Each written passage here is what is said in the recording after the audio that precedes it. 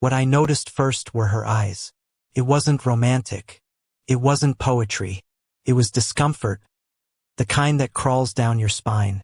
We were at the family table, everyone talking over each other, laughter, plates clinking, my cousin telling the same story he always tells, and her, quiet, watching me, not once, not twice.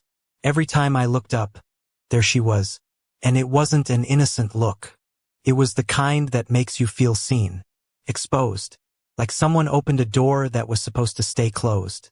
And the worst part, I didn't look away. I never thought a story like this could happen to me. I was the quiet one, the guy who showed up to family gatherings, said hello, ate, and left. No drama, no scandals.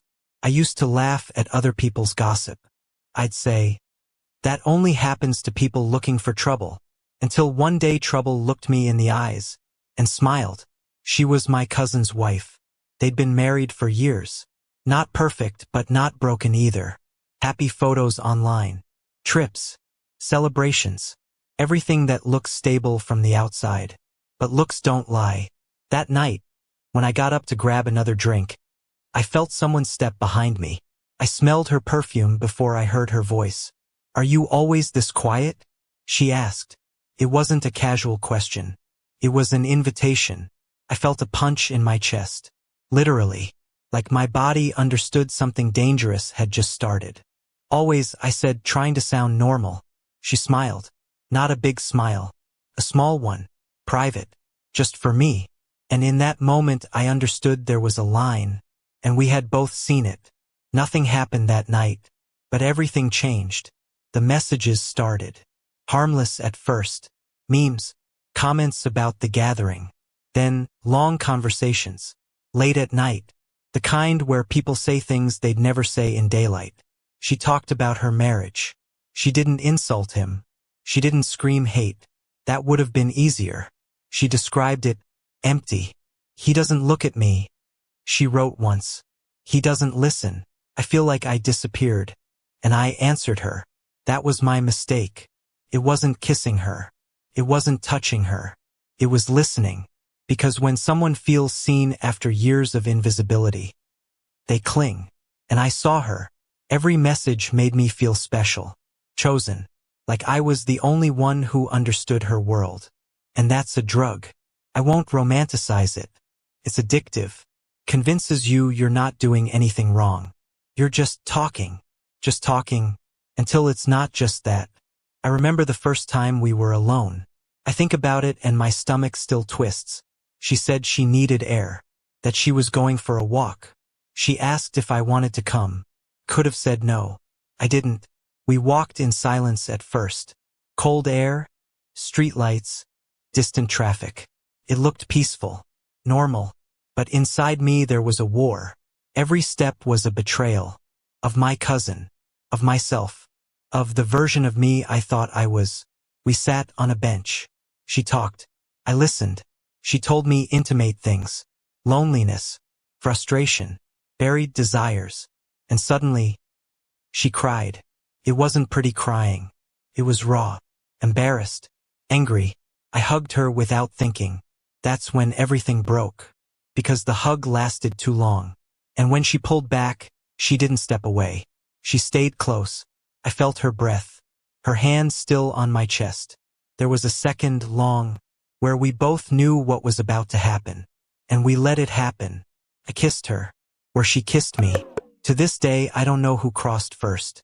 I just know that when it happened, I felt fire and guilt at the same time. And still, I didn't stop. Infidelity isn't just the act. It's the lie that comes after. Deleted messages. Excuses. Avoided eye contact at family gatherings. Every time I saw my cousin laugh, something inside me twisted. But I kept seeing her. In secret. Like we were trapped in a bad movie we didn't know how to turn off. She said she felt alive with me. That sentence destroyed me.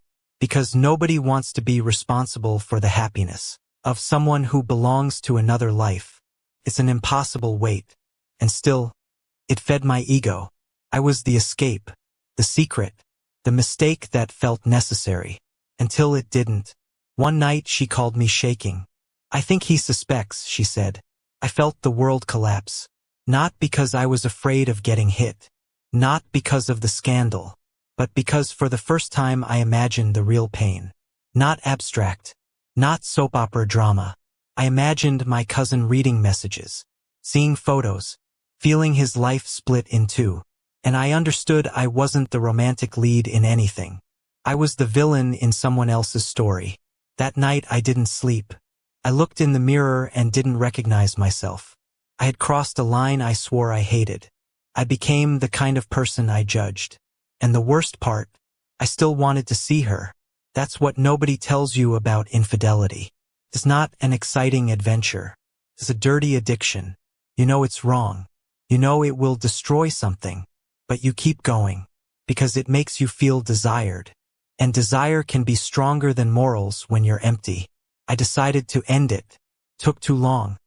But I did. I met her in the same park where we first kissed. She arrived smiling. I arrived shattered. Before she could speak, I said, "This has to stop." Her face changed. She didn't scream. She didn't cry. She just looked at me with a sadness that still haunts me. "Don't you love me anymore?" she asked. And that question was a perfect trap. Because yes, I loved her. But loving her meant destroying someone else. And destroying myself. "I can't keep being this," I said. She stayed quiet, nodded, left. And that was it. No dramatic music. No beautiful closure. Just a huge emptiness. Family gatherings after that were torture. She acted normal. So did I. My cousin kept laughing. And every laugh was a reminder of what I almost did. Of what I did. Even if he never knew. I lived months with guilt. With disgust toward myself. I avoided looking at her. Avoided talking to her. Pulled away from everyone. Because I understood something brutal. Infidelity doesn't just betray your partner. It betrays you. It turns you into someone who has to hide. Like, split in pieces. And living divided is a slow way of dying inside. Years have passed now. They're still together. I don't know if they're happy. It's not my place to know. I still carry that story like an invisible scar. No one sees it, but it's there. And if you're listening to this, if you see yourself in me, if you feel that dangerous look in your own life, let me tell you something I wish someone had screamed at me. It's not worth it. It doesn't matter how strong the connection feels. It doesn't matter how lonely you are. It doesn't matter how broken your marriage or theirs might be. Infidelity doesn't heal emptiness. It multiplies it. Turns one pain into three. Yours, the one being betrayed, and the one trapped in between. And that pain stays. It's not eternal passion. It's not cinematic forbidden love. It's shame, anxiety, looking in the mirror and not recognizing yourself. Sometimes we think cheating is a private mistake. It isn't. It's a silent explosion that shatters families, trust, identity. And even if nobody ever finds out, and living with that knowledge is a sentence with no external judge. It's you against you, every day. If you've been cheated on, I'm sorry, truly. That pain isn't elegant. It isn't poetic. It's ugly. It steals your sleep, makes you question your worth, your body, your story, turns you into a detective, a judge, a victim, and an executioner at the same time. And none of that is your fault. Betrayal speaks about the one who betrays, not the one betrayed. But if you're about to be the one who cheats, stop, breathe, step away, talk, end your relationship if you have to, scream, cry, break things. But don't betray, because the price isn't the scandal. The price is becoming someone who carries a story they can never tell out loud without shame. Like me now, it's easy to start. It's impossible to walk away untouched. And I hope this anonymous confession serves some purpose. I hope someone hears this right before crossing the line and steps back. Because desire lasts minutes. Guilt can last years. And no look, no matter how intense, is worth destroying your own peace.